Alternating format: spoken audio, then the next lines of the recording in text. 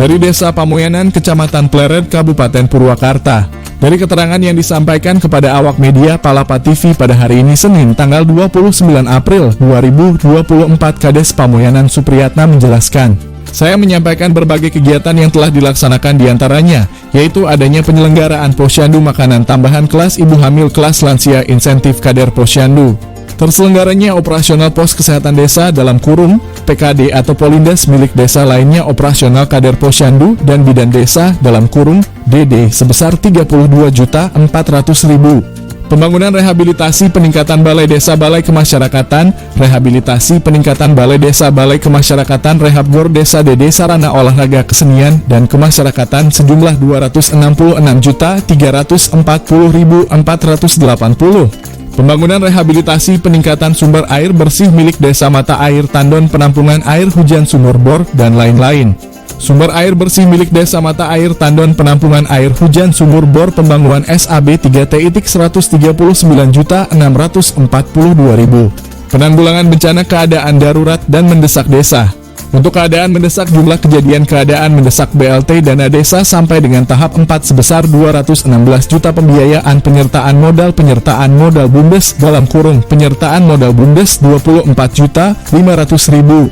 Saya berharap kedepannya akan ada skala prioritas pembangunan berikut yang belum bisa tersentuh, sehingga dianggarkan nantinya melalui tahapan Musdus dan Musrembangdes Pamoyanan Kecamatan Pleret, Kabupaten Purwakarta. Semoga pelaksanaan pembangunan tersebut bisa bermanfaat buat masyarakat pungkasnya."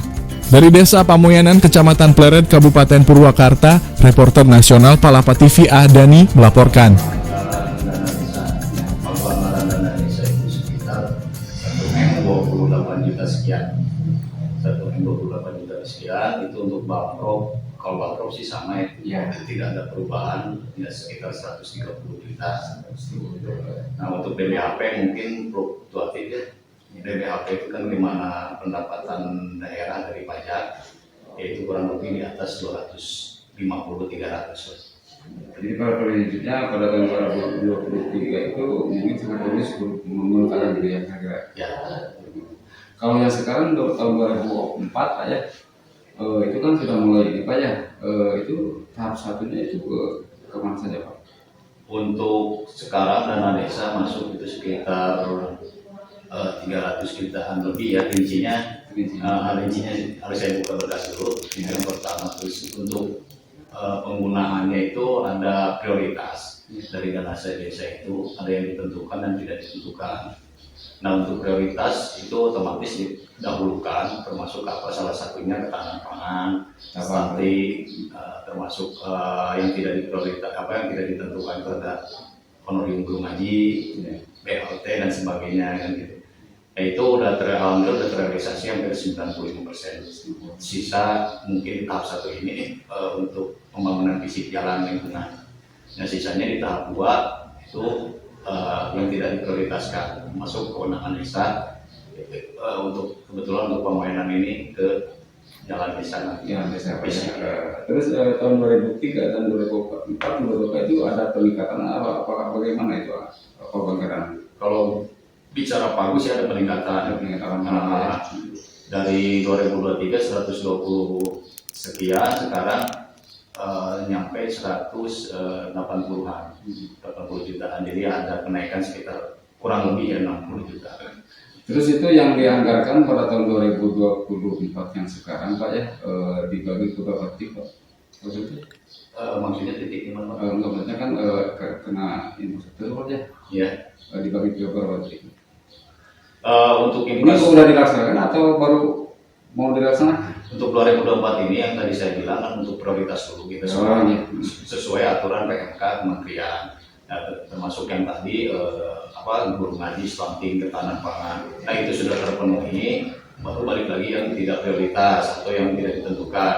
Nah itu untuk di tahap 2 kita ambil rata di semuanya di tahap 2.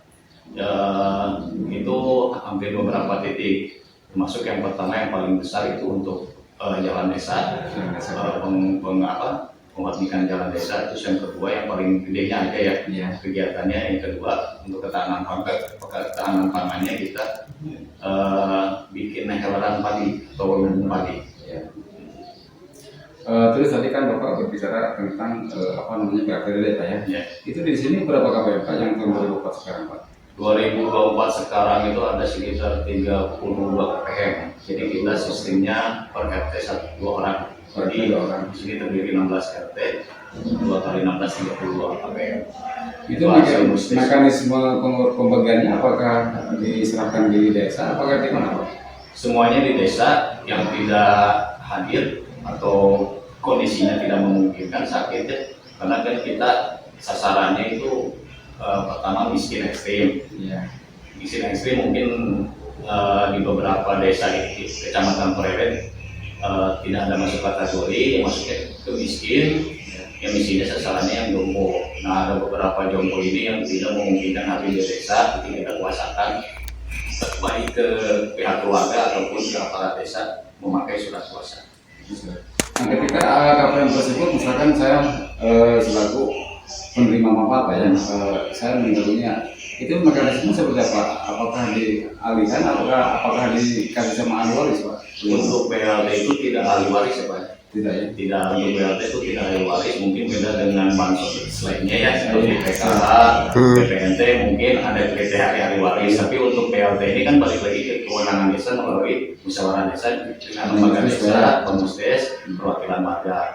Nah biasanya kita kan sebetulnya KPM di desa Permoyanan yang masuk kategori BLT ini kan banyak juga. Nah kita kan pilah-pilah. Nah ketika ada yang meninggal mungkin kita bisa dialihkan ke penerima yang setara minimal lah di atasnya sedikit. Jadi masih banyak, jadi tidak sistemnya tidak ahli waris. Iya. Ya mungkin begitu aja Pak. Ya. Terima kasih kami dari tim dari Bansa TV atau dari Keluarga TV, kami dimohon kerjasama.